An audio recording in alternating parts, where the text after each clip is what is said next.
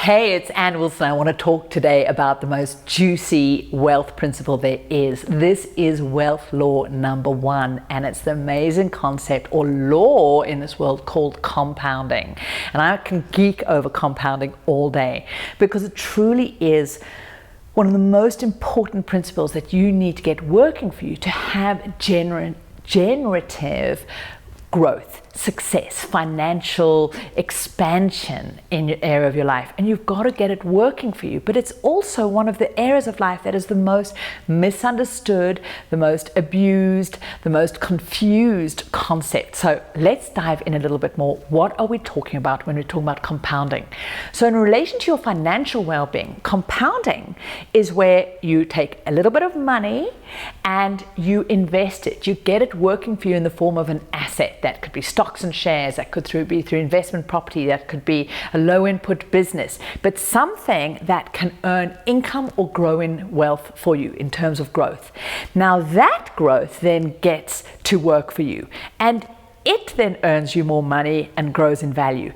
And now you've got where there was 2, there's now 4, and then there's 8. And so there's this expansion or exponential principle that accelerates your wealth or your time to freedom in terms of those assets working for you. The sad part is compounding has no value judgment. It doesn't go, oh, this is a good person or that's a bad person, and so who should I work for, who shouldn't I work for? And so most people actually have compounding working against them in the form of consumer debt. So this is where you go and pay for something on a credit card or an overdraft or any kind of loan where there's interest. Now that interest is just the opposite of an asset earning for you in terms of rate of return. This interest works against you in the form of debt. So now there's the initial sum, now that interest is added, and then that interest gets interest paid to it, and before you know, that snowballed in the way and taken you to money hell rather than money heaven. So that's the principle of compounding. It can work for you in terms of helping you get your freedom faster, growing your wealth, or it can take you rapidly to poverty and desperation through working against you and make somebody else very rich in the form of banks and whoever is the lender. So it's really important to understand that this law needs to be working for you in order for you to create your financial freedom. And there's a great example, because one of the things that we find really hard to do as humans is think in an exponential way. We think in linear ways, 1 + 1 = 2, but it's really hard for us to think exponentially, which is how compounding works. And a great example is the one where I say to you, okay, so if I offered you $1 million now, or if you said I would give you 1 cent today, and every day for a month I would double it. So tomorrow I'd give you 2 cents, day 3 I'd give you 4 cents, and so on. Which would you want? Would you want the $1 million now, or you would the 1 cent doubling every day? Now, most people will choose the $1 million now. And actually recently I was at an event and I asked people that, and as expected, 90% of the room said, give me that $1 million today. And this is one of the biggest challenges that people have on their wealth journey, because they'll look at this short-termism gain and they don't understand the power of compounding. Now, if you understand compounding, you would know that at the end of 30 days, if you had chosen that option, the 1 cent a day doubling, you would end up with over 4 million. And that's an example of the power of compounding. And so let's look at what makes compounding work and what are some of the principles you need to make it work for you. The very first thing is compounding needs consistency. So when you're investing, when you're getting it working for you, compounding needs a regular consistency of application. Now, compounding will work if you just say invest a lump sum in to an index tracker or into some kind of investment and let it grow. But where you can actually do a regular contribution in investing really supports the acceleration of compounding. So consistency is a really important principle that compounding needs to get working for you. That consistency of contribution, but also consistency of strategy. Most people start something and then they fiddle and they change it. And so the energy of compounding can never actually start applying, because every time you change strategy and shift off, it has to start from scratch. Now, I'm not saying you don't adjust if your strategy needs adjustment, but you need to allow the second principle, which is time, to allow the strategy to get legs, allow compounding to start working, to allow that first iteration of that first bit of money or that first investment growth to work, then the next side and the next side. So this is the time that you need to allow compounding to grow, and the more time you have, the more exponential growth you'll get and the more you'll get from that specific strategy. The third principle, so we said consistency, time. Third one is reinvesting investment returns.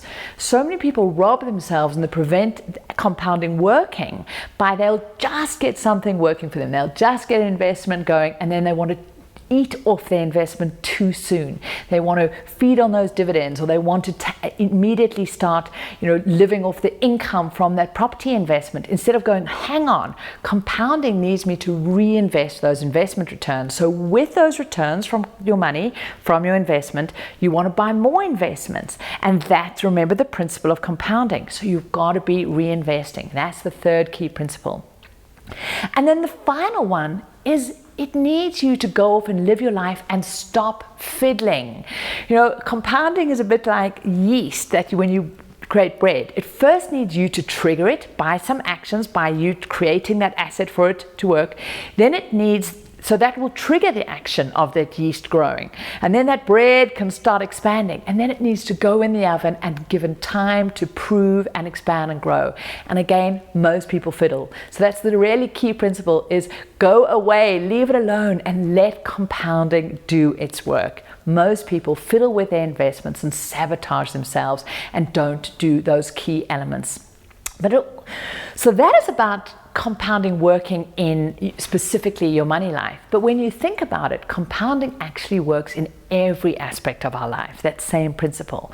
So if you think about relationships, if you think about your health, if you think about your fitness, if you think about a business, all of the compounding works in every single one of these elements, because what compounding does, it works on energy, it works on action, because that's all money really is. It's about a value exchange.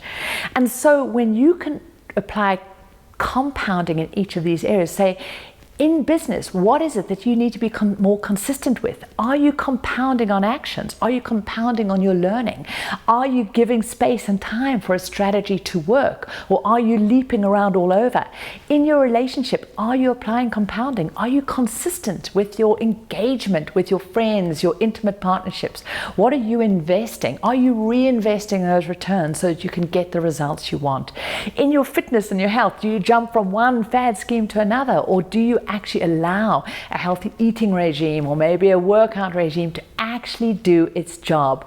Or do you jump away? Or where in your life, or maybe you're compounding the negative spiral, where do you have the equivalent of debt in other areas? Are you sabotaging your own success in those areas with some downward spiral compounding? Are you compounding the negativity in life by focusing on the things that aren't working? Are you filling your life, you're investing in watching the news and all the chaos and the noise and all the negative things? That can have the same, like a debt-like spiral in your life. So there you go.